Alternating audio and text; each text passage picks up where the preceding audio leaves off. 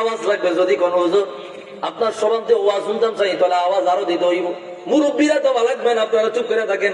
যতগুলা যুবক আছে অর্ধেক তো আছে আবিয়াতি, বিয়া করো না, কমপক্ষে অর্ধেক তো আছে আবিয়াতি, তো শক্তি নাই। এই শক্তি আল্লাহ রাসূলের জন্য কোরবান করতে রাজি নাই, রাজি নাই।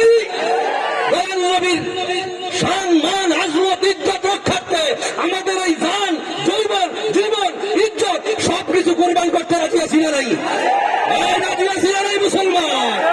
রাসূলুল্লাহর বিরুদ্ধে, আল্লাহর বিরুদ্ধে, সাহাবায়ে কেরামের বিরুদ্ধে, ইসলামের বিরুদ্ধে কোন একটা অবান্তর বক্তব্য আসলে, বেয়াদবিমূলক বক্তব্য আসলে আমাদের জান মাল ইজ্জত হুরমত সব বিলায়া দেওয়া হলো।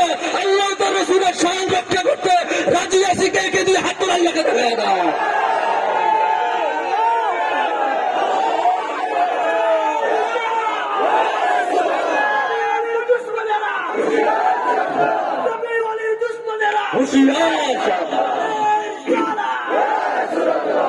কি রাজি আছি?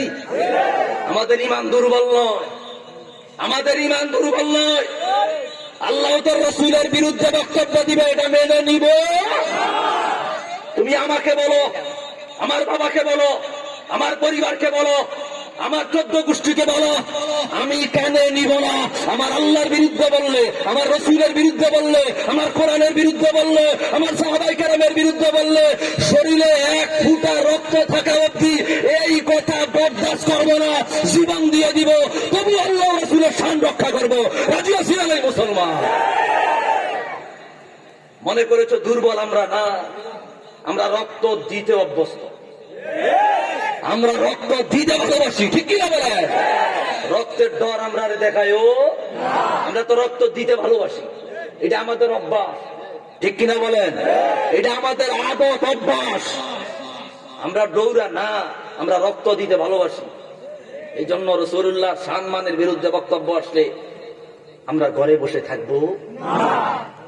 রাষ্ট্রীয়ভাবে মুরতাদ শাতেমের শাস্তি, সর্বোচ্চ শাস্তি মৃত্যুদণ্ড দিতে হবে, এই আইন এখনো পর্যন্ত আমরা পাশ করতে পারি নাই। এই জন্য সুন্নি মুসলমান আমাদের নিজস্ব মতবাদের আহলে সুন্নাহ ওয়াল জামাত পথদর্শী আকীদায়ে আহলে সুন্নাহ ওয়াল জামাত এমন ব্যক্তিকে ভোটে জয়যুক্ত করে আমরা সংসদে নেওয়া শাতেমের শাস্তি মৃত্যুদণ্ড কার্যকর করবো। রাজি আছি না নাই? বহু দেখেছি, আর দেখবো।